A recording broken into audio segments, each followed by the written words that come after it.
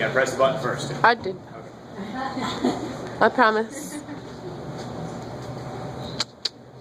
A whole conglomeration of people.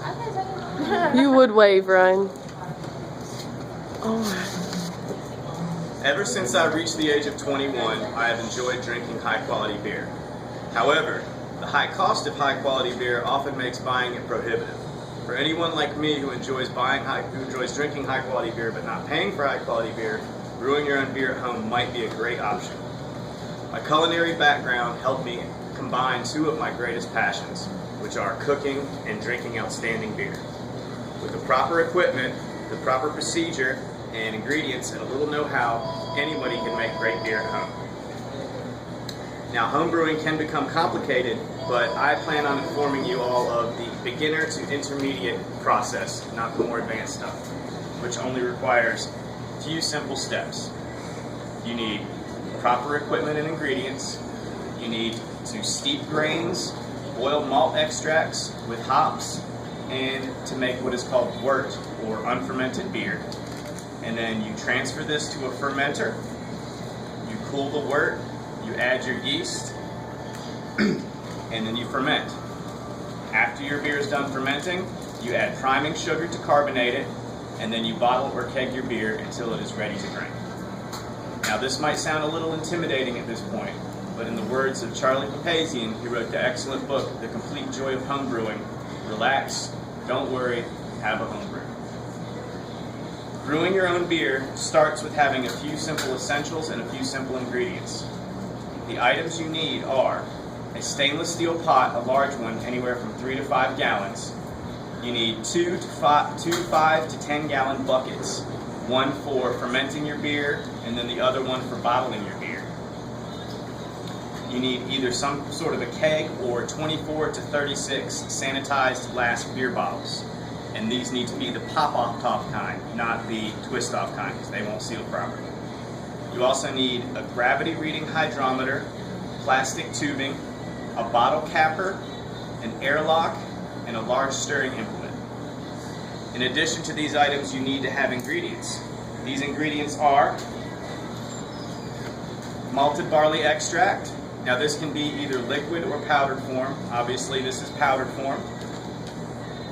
You need at least 7 gallons of clean, potable water. You need either whole or pressed hops. These are hops. They're actually a type of flour. They're what add the bitter character to a beer. They can either be whole, like this, or compressed into pellets like this. It really doesn't matter as long as you're using good quality hops.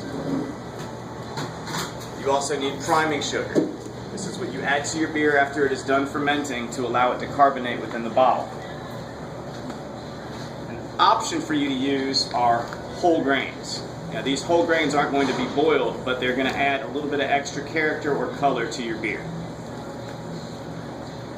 And in addition to all this, one of the most important things you need is high quality yeast, not the stuff you buy in the store. There are many different strains that you can buy from homebrew supply places, and it's just going to depend on the type of beer that you're brewing.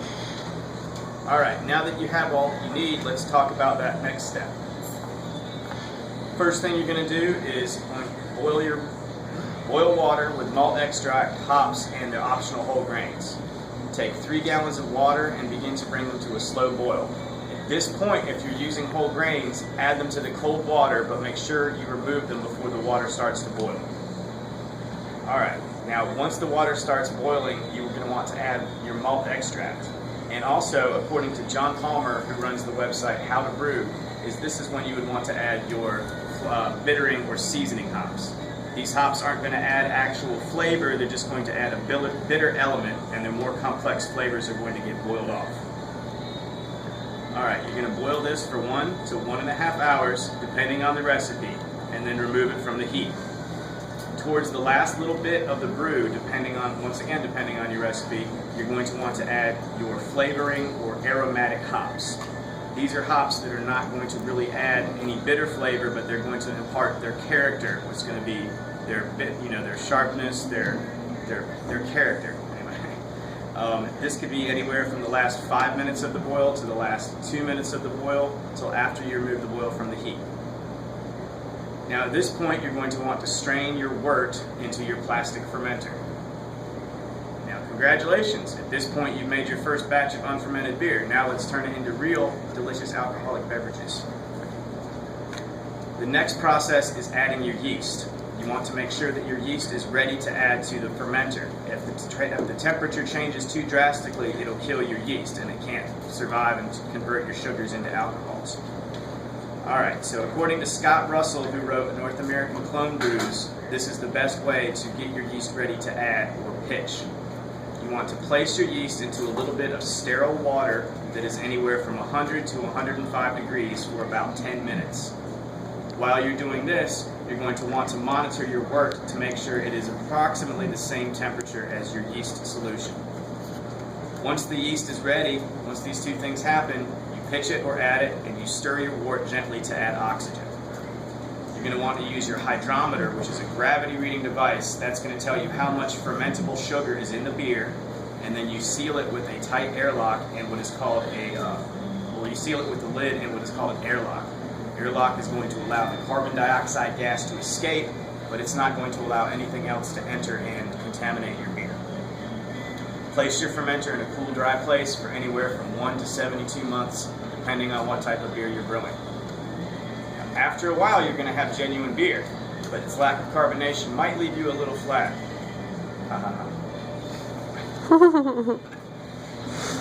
At this point, the wort is alcoholic, but it is still not quite ready for bottling. You want to make sure your beer is ready. Take several additional hydrometer gravity readings several days apart. If it changes within these 2 days, then you know that there's still sugar within your beer and it's not done fermenting. If you bottle it, the bottles will explode. So if you've taken a hydrometer reading several days apart and the gravity hasn't changed, you know that it's ready to bottle. Alright, once it's ready, you need to add your priming sugar to carbonate your beer. Now this either needs to be some form of malted barley or a purified form of corn sugar with no chemicals or additives. You boil your priming sugar in a small amount of water for approximately 5 minutes, allow it to cool, and then you add it to your beer. You transfer your beer from the plastic fermenting bucket into the plastic bottling bucket, and then you begin to bottle. Make sure all your bottles and siphoning tubes are sanitized thoroughly. Siphon your prime beer into the bottles. Seal the bottles with your bottle capper and bottle caps, and wait approximately 1 to 4 weeks for your beer to carbonate. In conclusion, any lover of good beer might enjoy making their own delicious beer at home. The process is involved, but it is really not that difficult. All you need is the proper equipment, ingredients, and know-how, and anybody can make great beer at home. Thank you. Thank you.